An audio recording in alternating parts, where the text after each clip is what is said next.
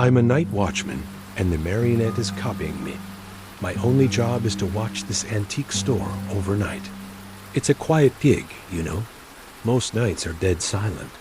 But there's a Marionette in the front window, and it started watching me back. It started small, just copying the way I was standing. Creepy, but whatever. But last night, it had my wife's face. Her exact face. I've never talked about her here. I have no idea how it knows what she looks like. The job pays the bills. After my wife, Sarah, passed away, the quiet was, well, I thought it was what I needed. And there's no place on earth quieter than Blackwood's Antiques and Curiosities from 9 p.m. to 6 in the morning. The owner, Mr. Blackwood, is this frail old guy with eyes that look as dusty as his shelves. He barely asked me any questions, just gave me a heavy ring of iron keys and said, "Do your rounds once an hour, and don't touch anything unless it's literally on fire." Simple enough. The whole shop smells like old paper and varnish, and something else, something metallic, almost like old blood. It's a mausoleum for forgotten things. Grandfather clocks that died a century ago, dressers with empty drawers, portraits of stern-looking people nobody remembers. For the first couple of months, the silence was a real comfort, a void I could fill with my own grief. I'd just walk the aisles, my footsteps swallowed by threadbare rugs, and ... exist. That was the whole point. The silence. The loneliness. And then there's the thing in the window. The centerpiece of the front display. It's a Marionette, maybe 3 feet tall, dressed up like a little Victorian gentleman tiny waistcoat, coattails, the works. Its face is carved from this pale, polished wood, with a serene, almost smug little smile painted on. Its eyes are just chips of dark blue glass. Mr. Blackwood calls it the Conductor. Said it was a masterpiece from some German toymaker who went insane. A classic antique shop story you'd tell a tourist. I never gave it a second thought. It was just another lifeless object in a building full of them, hanging from its strings in the moonlight. It started about 3 weeks ago, a Tuesday.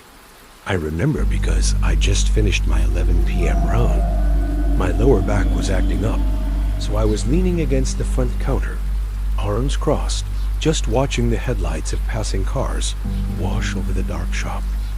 My eyes drifted over to the Conductor in the window, and I felt this jolt. It was so subtle, I thought I was making it up. The Marionette, it was leaning. Its wooden body was angled in the exact same way as mine, its little arms crossed over its chest. My posture. I blinked and stood up straight, shaking my head. A coincidence.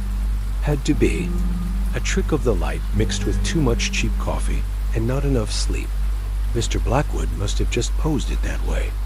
Yeah, that was the only logical answer. To prove to myself how dumb I was being, I struck a new pose. I put my left hand on my hip and rubbed the back of my neck with my right. I stood there staring at it for a full minute, feeling like a complete idiot. The Conductor just hung there, motionless, still in its original leaning pose. See? Nothing. I let out a breath. I didn't realize I'd been holding and went about my night, writing the whole thing off as a sign I really needed to get some rest. The next night, it was back to its normal, neutral position, hanging straight. I actually felt a wave of relief and a little embarrassment. I'd almost let the quiet get to me. But as the week went on, that feeling of being watched just grew. It became this gnawing certainty in the pit of my stomach. I'd catch it out of the corner of my eye. Its head, which was always facing forward, would be tilted just a little. That serene, painted smile would sometimes feel ... mocking. I started hearing things too. The faintest creak of wood, like someone cracking their knuckles, coming from the front of the store while I was in the back. That's when I started taking pictures. I felt crazy doing it, but I had to have proof, even if it was just for myself. I'd snap a photo on my phone right when I got in, and another right before I left. For 3 days, nothing. The pictures were identical, but on the 4th day, I saw it. In the before photo, its right hand was hanging loose. In the after photo, 2 of its wooden fingers were extended, almost like it was pointing. A cold dread just washed over me. I raced to the security monitor. It's a cheap 4-camera setup, and one is aimed right at the front display. I must have spent 2 hours rewinding and rewatching the footage. Nothing. Just hours of the marionette hanging there, perfectly still. But then I hit fast forward, and for a single glitched out frame, the image would corrupt, and in that split second, the puppet's hand was in the new position. There was no movement. It was just one way and then the other. The mimicry started getting more specific. It wasn't just random poses anymore.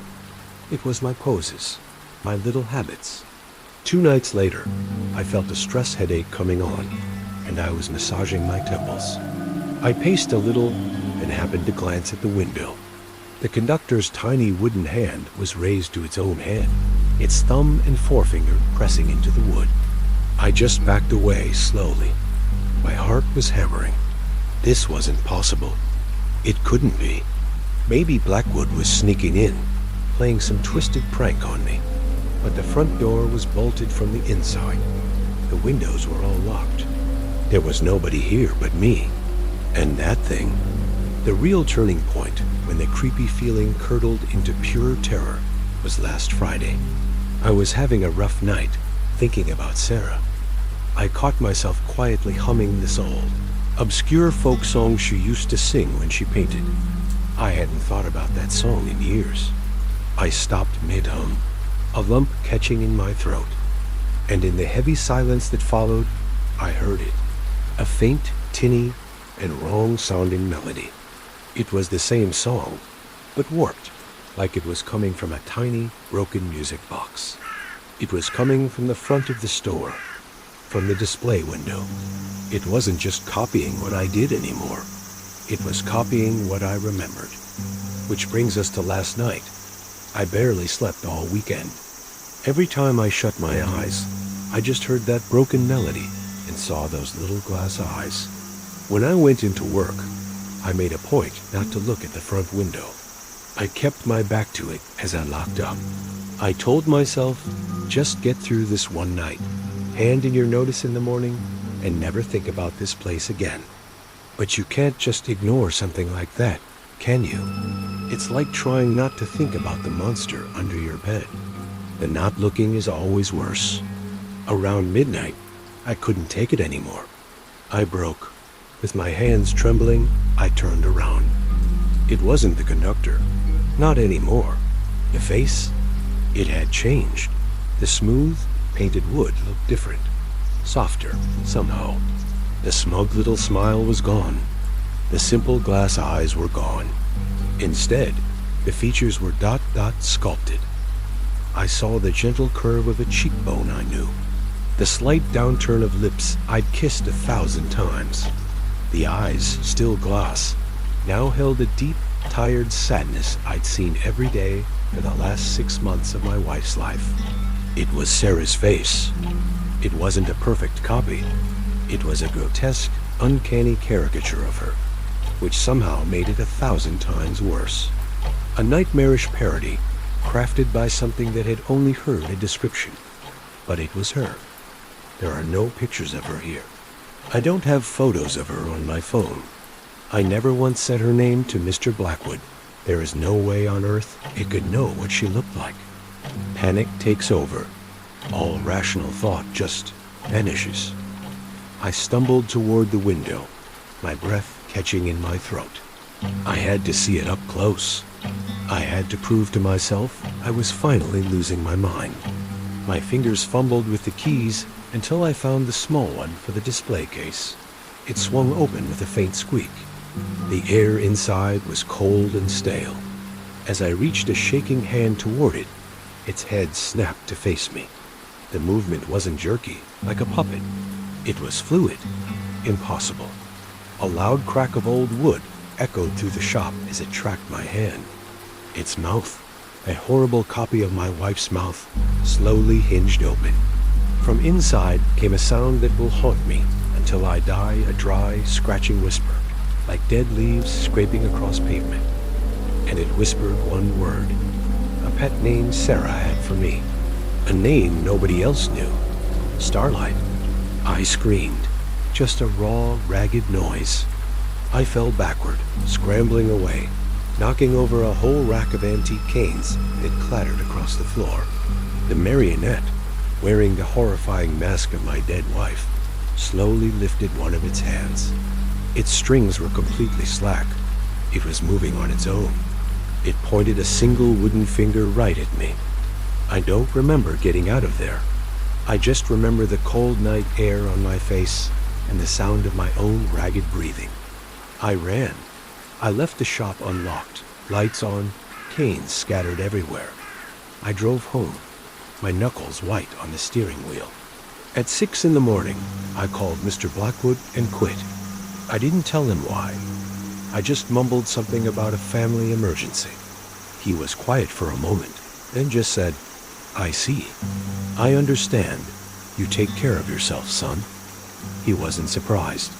He wasn't even curious. He knew. That was 3 days ago. I haven't left my house since. Every now and then, I'll catch a glimpse of it in a mirror, its reflection standing right behind mine. But that's not the worst part. Last night, I woke up suddenly with that feeling that you're not alone in the room. I flipped on the lamp, and sitting on my nightstand was a small, crudely carved wooden figure. It wasn't there when I went to sleep. It's a simple little thing, barely more than a twig doll, but it's made from the same dark, polished wood as the Conductor, and its tiny hands are twisted together, posed in the exact way I wring my own when I feel like I'm losing my mind. It didn't stay at the store. It followed me, or maybe the store was just where it started. I don't know what it wants. I have no idea what to do. What should I do? If you enjoyed this story, please like and subscribe for more. Your support means everything.